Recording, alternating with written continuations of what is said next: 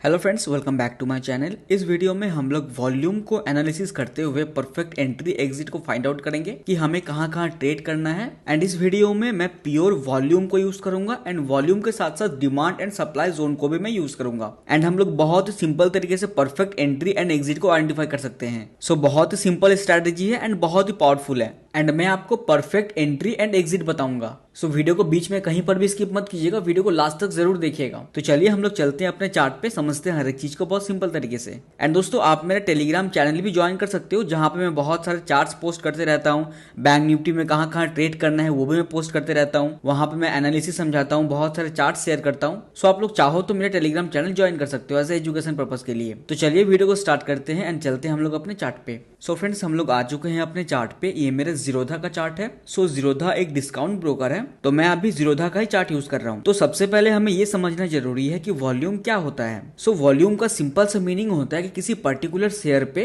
कितना क्वांटिटी पे ट्रेड हो रहा है। अगर बहुत ज्यादा क्वांटिटी पे ट्रेड होगा तो वॉल्यूम हाई रहेगा, चाहे वो बाइंग का वॉल्यूम हो चाहे वो सेलिंग का वॉल्यूम हो। तो यहाँ पे आप लोग चार्ट में ध्यान दीजिएगा। तो ये हम लोगों का जीरोधा ब्रोकर का चार्ट है।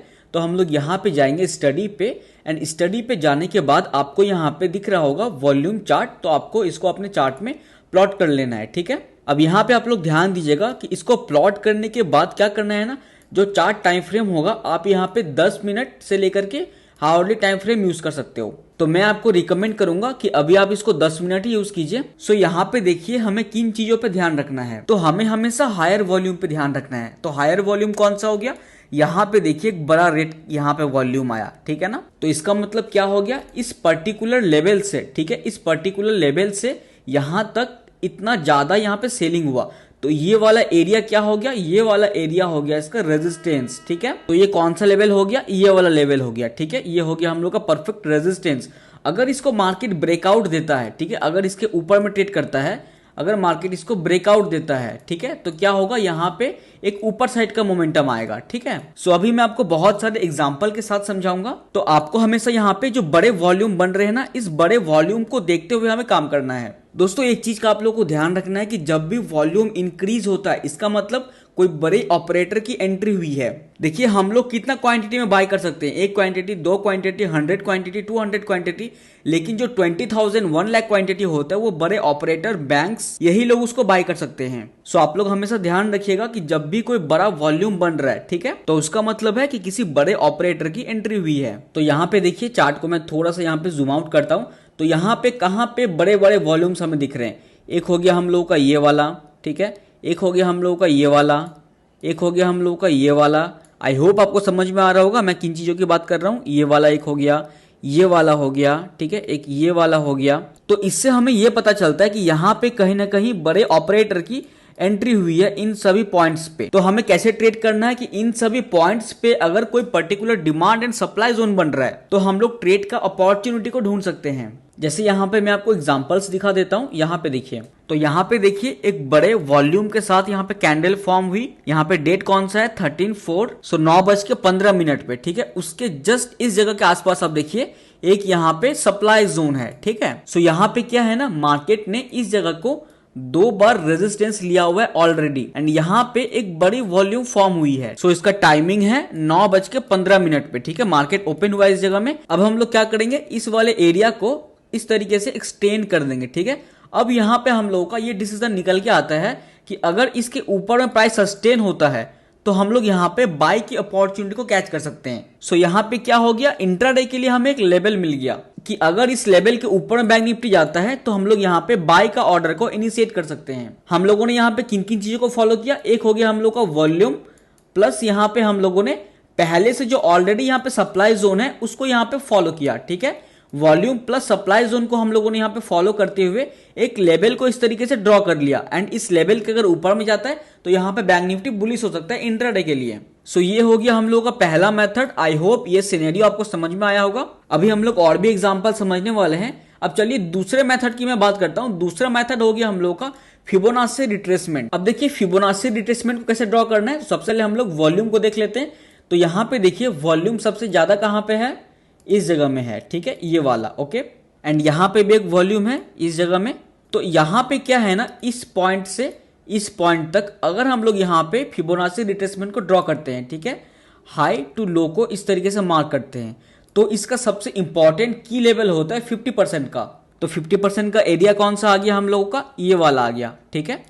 अभी हम लोग इसको डिलीट कर देते फिबोनाची को। तो यहां पे आप लोग ध्यान दीजिएगा, जब भी मार्केट इसको ऊपर के साइड में ब्रेकआउट देगा, ब्रेकआउट देने के बाद अगर यहां पे कैंडल सस्टेन होता है तो हमें यहां पे एक अपर साइड का मोमेंटम दिख सकता है, ठीक है, बिकॉज ऑपरेटर की एंट्री ऑलरेडी यहां पे हो चुकी है बड़े वॉल्यूम के साथ में। तो इस कंडीशन पे हम लोगों ने यहां पे वॉल्यूम प्लस यहां पे फिबोनाची को ड्रॉ किया। ओके, हम लोगों ने यहां पे कंबाइन किया वॉल्यूम प्लस फिबोनाची को। चलिए अभी हम लोग और भी एग्जांपल को समझते हैं, तभी आपको और भी अच्छी तरीके से समझ में आ जाएगा, ठीक है। यहां पे देखिए हमें परफेक्ट एग्जांपल मिल गया। इस जगह के आसपास आप देखिए यहां पे वॉल्यूम क्या है, बहुत ज्यादा वॉल्यूम है, ठीक है।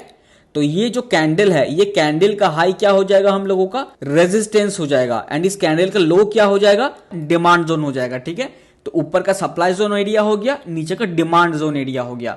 अगर यहां पे बैंक निफ्टी ऊपर के लेवल को ब्रेकआउट देता है, प्राइस सस्टेन होता है, तो यहां पे डेफिनेटली वो ऊपर जाएगा।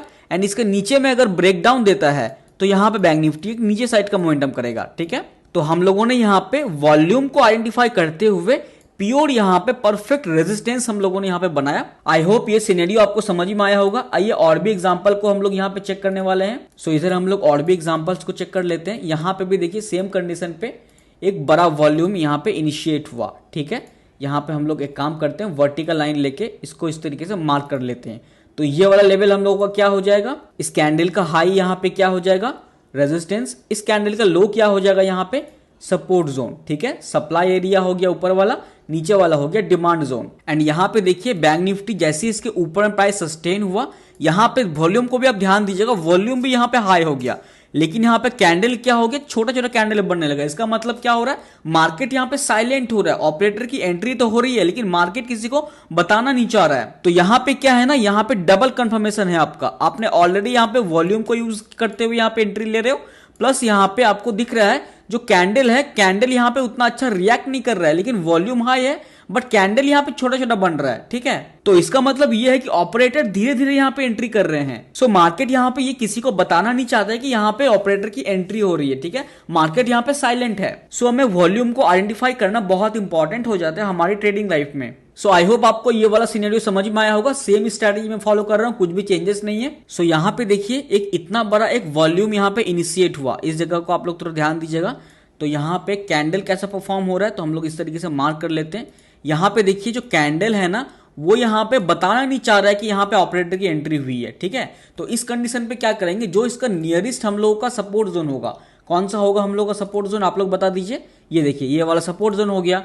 तो इसके नीचे में अगर बैंक निफ्टी ट्रेड करेगा तो हमें क्या करना है, यहां पे सेल करना है। तो यहां पे देखिए कितनी अच्छी तरीके से लेवल निकल रहा है, ठीक है। जो इसका नियरेस्ट सपोर्ट जोन होगा उसको अगर वो ब्रेक डाउन देता है, ब्रेक डाउन देने के बाद हम लोग यहां पे सेल ऑर्डर इनिशिएट कर सकते हैं। इंट्राडे के लिए आप लोगों को मोमेंटम मिल जाएगा। हम लोगों ने क्यों यहां पे सपोर्ट जोन को अप्लाई किया, बिकॉज यहां पे वॉल्यूम हाई है, प्लस यहां पे मार्केट साइलेंट है। मार्केट यहां पे किसी को नहीं बताना चाह रहा है कि यहां पे बड़े ऑपरेटर की एंट्री हो रही है। दोस्तों यहां पे मैं आपको ये क्लियर कर देना चाहता हूं, यहां पे green volume plus red volume का कोई मतलब नहीं है। सो दोनों साइड पे हम लोग सेम व्यू रखेंगे, ठीक है। अगर वॉल्यूम ज्यादा है एंड नियरेस्ट उसका कोई सपोर्ट अगर तोड़ रहा है वो, तो